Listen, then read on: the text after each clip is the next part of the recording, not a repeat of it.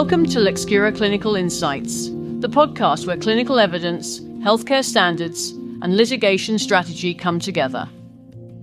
I'm Michelle Carroll, founder and chief clinical strategist of Lexcura Summit. Wrong site, wrong patient, and wrong procedure surgeries are sentinel events, often described as never events, because they are considered preventable when required safety protocols are followed. The Joint Commission's Universal Protocol centers on three critical safeguards: pre-procedure verification, correct site marking, and a documented surgical timeout before the procedure begins. When one of these events occurs, the central question is not whether the protocol existed. It is where the process failed, who failed to act, and whether the documentation supports genuine compliance or only the appearance of it. In this episode, I will explain the Universal Protocol requirements, show you how to read the verification and timeout records, and identify the documentation gaps that may undermine a facility's compliance defense. Did you know that wrong site surgeries, those horrifying moments when a procedure is done on the wrong body part or even the wrong patient, still happen despite all our modern medical advancements? It's shocking, but it's true. And today we're diving into how these so-called never events occur and what they reveal about the systems meant to prevent them. That's such a jarring concept, isn't it? I mean, we're talking about an industry that relies on precision and trust, and yet these errors, which are supposed to be completely avoidable, still slip through the cracks. Exactly. And what's even more unsettling is that these events are preventable. They're not accidents in the traditional sense. They're failures of systems, protocols, and communication. So, let's break this down. Hospitals have layers of safeguards in place, right? Pre-op checklists, surgical site markings, timeouts before the procedure starts.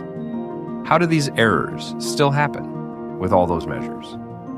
That's the big question. One of the main culprits is communication breakdowns.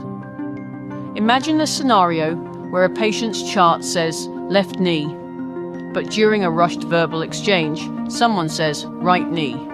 If no one catches that discrepancy during the timeout, the error can go unnoticed until it's too late. And it's not just about communication, is it?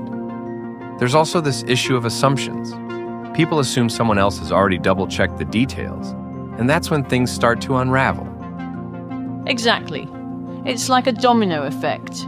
One small oversight leads to another, and before you know it, you're looking at a catastrophic outcome. That's where the concept of protocol fatigue comes in, doesn't it? When you're performing the same checks day after day, it can start to feel routine. People might think, I've done this 100 times, it's fine. Right, and that's when complacency sets in. It's not that people don't care, it's that they start relying on muscle memory instead of actively engaging with the process. Let's talk about a real-world example to bring this into focus. I remember reading about a case where a patient was supposed to have surgery on their left eye, but the procedure was performed on the right eye instead. That's a textbook example. In that case, the surgical site wasn't marked correctly, the timeout was rushed, and no one double-checked the consent form. Each of those steps was a missed opportunity to catch the error. It's like a perfect storm of failures. And what's heartbreaking is that any one of those steps, if done properly, could have prevented the error. That's what makes these events so tragic. They're preventable, but prevention requires vigilance at every level, from the surgeons and nurses to the administrators, and even the patients themselves. Patients have a role in this too? Absolutely. Patients can and should be advocates for their own care. If you're about to undergo surgery, don't hesitate to ask questions. Confirm the details, double-check the procedure, and make sure you understand what's happening. That's such an important point. Healthcare is a partnership. Patients and providers need to work together to ensure the best outcomes. Let's circle back to the role of clinical records in all of this. When a wrong site surgery happens, those records become a crucial tool for understanding what went wrong. They're like a forensic trail. Every note, every order, every signature, Each one tells a part of the story. And when you start piecing those parts together, patterns emerge. You can identify where the breakdowns occurred and hopefully use that information to prevent future errors. It's a sobering reminder of the importance of documentation. Every detail matters, no matter how small it might seem at the time. Exactly. And that's why training and education are so critical. Healthcare providers need to understand not just the how of documentation, but also the why. Because at the end of the day, it's not just about checking boxes, it's about ensuring patient safety. Right? And that's the ultimate takeaway here. Wrong-site surgeries are rare, but they're not inevitable. With the right protocols, the right mindset, and the right attention to detail, we can make them a thing of the past. Let's hope so. Because never events should truly live up to their name. They should never happen. Agreed.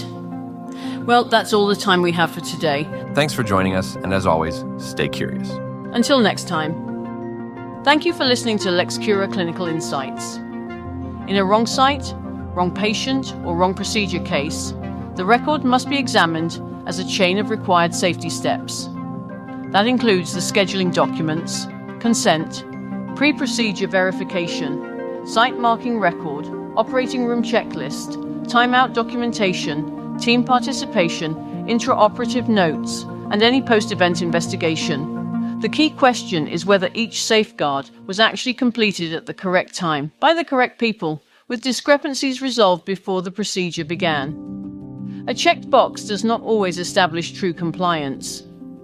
When the documentation is inconsistent, incomplete, copied, entered late, or contradicted by the operative record, the facility's defense may begin to unravel.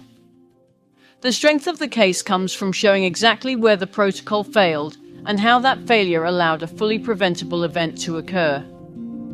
For more clinical intelligence, litigation analysis, and practical guidance, visit LexCura Summit at lexcurasummit.com. I'm Michelle Carroll. Thank you for joining me, and I'll see you in the next episode of LexCura Clinical Insights.